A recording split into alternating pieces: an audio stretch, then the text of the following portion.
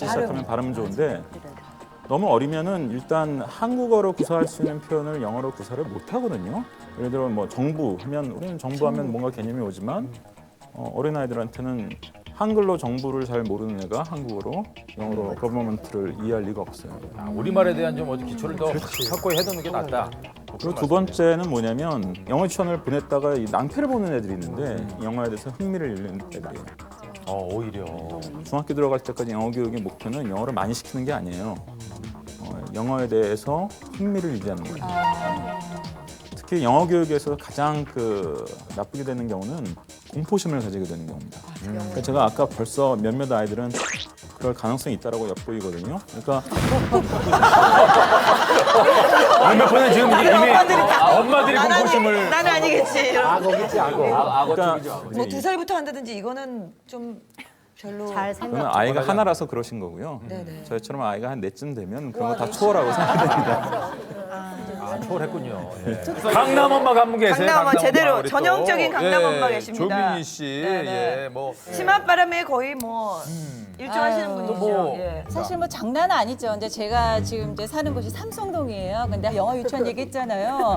사실 근데 영어 유치원이 우리나라에서 붐이 막 일어날 때가 우리 애들이 유치원 다닐 때부터 막 이게 이제 그때 붐이었었어요. 10년 전인데도 그 당시에 아이의 그 영어 유치원비가 1인당 120이었어요. 10년 전에요? 네, 10년 전이었는데도. 예. 근데 저희는 또 연년생이라서 이게 따블이 들어가니까 영어 유치원비만 애들 표어에서 뭐 자기 수입의 그런 거에서 한 30% 이상의 교육비를 지출이 된다고 얘기를 하지만 제가 정신없이 막 시켰을 때 생각을 하면 50% 이상 이렇게 들어갔던 것 같아요. 뭐가요? 예. 생활비? 생활비에. 예. 근데 저희 남편이 쭉 지켜는 봤어요. 그렇지만 두 가지는 이제 나한테 그 약속은 해라. 두 가지. 한 가지가 뭐냐면 10시 이후에 학원 다닌다고 가방 메고 내가 들어왔는데 없을 경우에는 그건 절대 안 된다. 또 한 가지는 주말에 뭐를 시키는 건 절대 용납을 안 된다. 주말, 그때는 오일 근무. 그때는 내가 무조건 칼을 뺄 것이다. 이렇게 분명하게 저한테 얘기를 했거든요.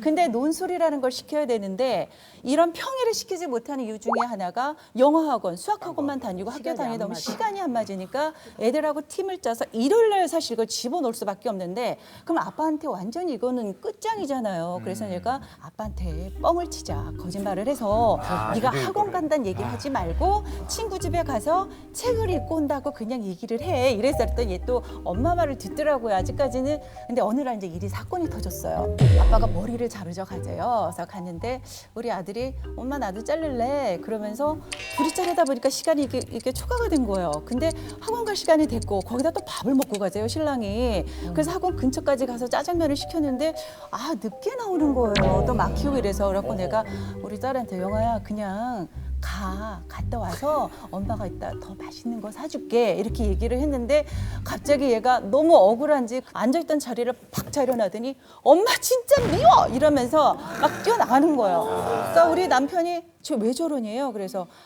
이래저래 해서 일요일 날 저렇게 학원을 다니게 됐다 그랬더니 얼굴이 하얘지면서 학원 앞장 서라고.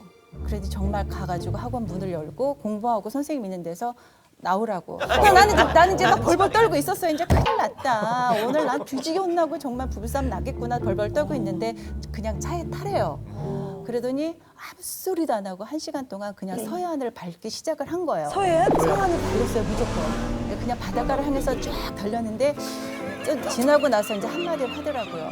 지금 이 순간에 누구를 비난할 생각은 하지 말자. 하지만 그 사람이 내가 어떻게 하면 행복해질 수 있는지를 한 가지만 생각해 보라는 거예요. 근데 그 순간을 딱 듣는 순간 가슴에서 이렇게 뭉클하고 너무 미안한 감정이 그래. 멋지시다. 어차피 공부를 시키는 것도 그 애가 행복하기 위해서 시키는 건데 걔가 행복이 아니라 불행으로 내가 쳐놓을 수 있겠구나. 이건 나의 욕심이고 나의 걔에 대한 기대치가 너무 크기 때문에 오히려 아이를 망가뜨릴 수 있겠구나 생각 때문에 그 사건 이후로 정말 거짓말 안 하고 모든 가위를 딱 끊었어요. 그래서 여태까지 그 학원을 끊고 모아놓은 돈이 있잖아요. 여기 아빠는 우리 둘째 놈은 이제 되게 이제 개구지고 좀 그런 거 있어. 얘는 더 인성적으로 키워야 된다 이러면서 올여름에 무진장도 왔잖아요.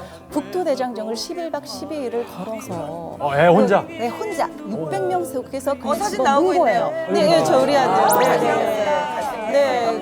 그 그리고 뭐 리더십 캠프 훌륭하네. 하고 자원봉사 하고 그리고 이제 다른 아이들 모르는 속에서 서로 이제 이렇게 뭐 서로 친밀감 있게 하는 그런 아이들의 사회성을 또 익히더라고요. 굉장히 개구지인데 공부하는 갔다 게 와서 애가 많이 의젓해져서